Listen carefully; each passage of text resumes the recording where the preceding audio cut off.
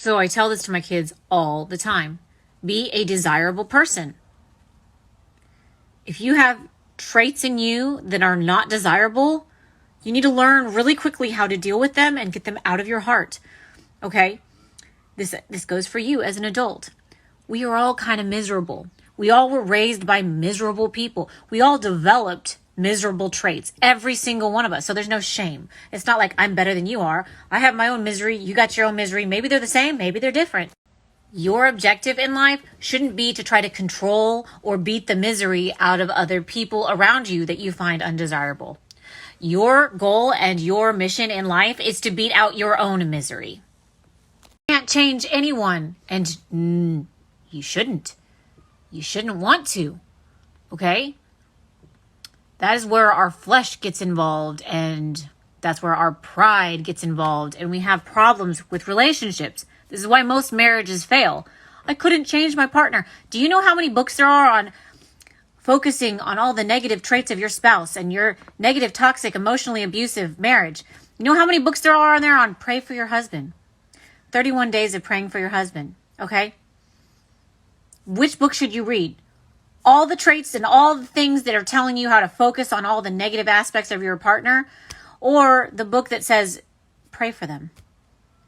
Because I promise you, with you and your own will trying to change your partner, your spouse, it's going to fail every time. But if you pray for them, those prayers are like sweet aroma before the Lord, and those prayers will actually be more effective at changing the heart and the mind of your spouse than anything that you're trying to do, tread in water in your own flesh.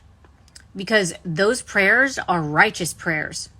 Those prayers are good prayers. When you are praying for your spouse, unselfish prayers, prayers of blessing, you are going to see more return than you ever yelling at them or complaining about their negative attitudes or just abandoning ship altogether. Okay? We have to stop taking the focus off ourselves. And we have to start going inward and asking ourselves, how can I change? Someone was just an asshole to me. How can I change? How can I react to their meanness in a way that purifies a part in me that is still wrong? How can I cultivate the fruits of the Spirit in this toxic moment? This is a paradigm shift, okay? This is not something that you're taught, which you should be taught this, because it's a higher level of living, okay? It's the way that we're called to live, honestly.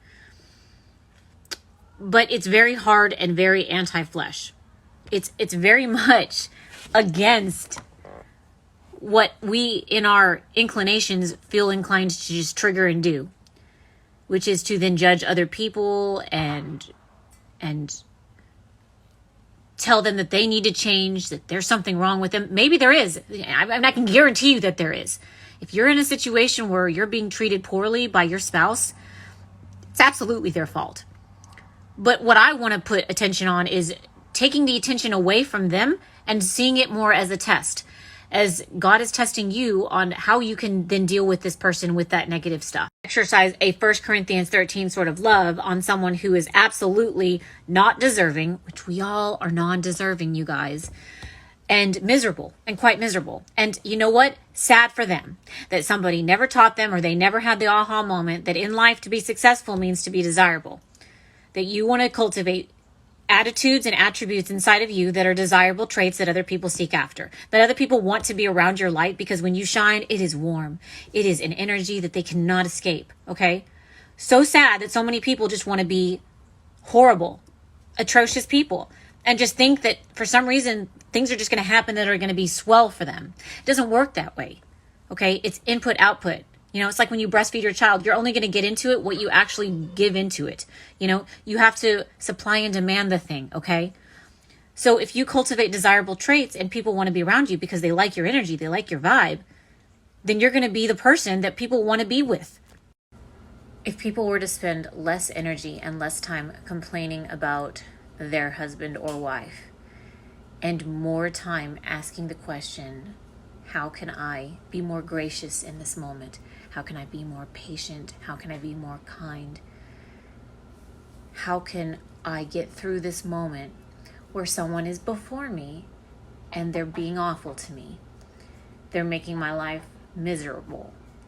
How can I interface with them in a way that leaves me having a strong character and a strong discipline and a gentle patience of how to cope with them and cultivate my coping skills on their bad behavior rather than focusing on their bad behavior?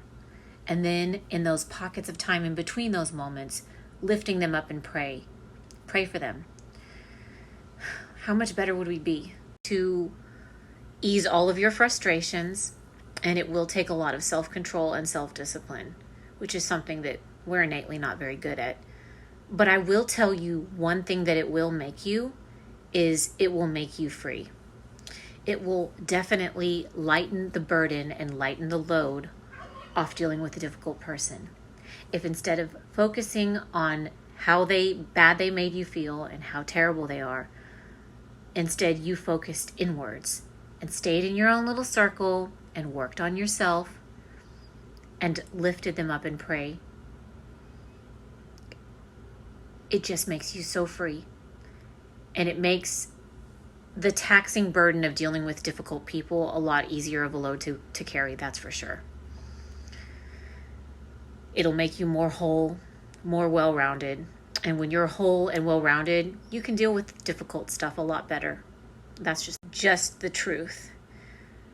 And when you look at these situations in life, less as unfortunate things that you are having to cope with and more of an opportunity to grow your character and to strengthen who you are, it will make carrying the load of it a lot easier too. And that in and of itself is very freeing. When you don't have to obsess and worry about other people and their behaviors, whether they be good or bad, but instead just focusing on yourself and your reaction to those good and bad behaviors, and then your behaviors towards other people in general, it's just a much better place to be emotionally, spiritually, and mentally. And I cannot stress the importance of this.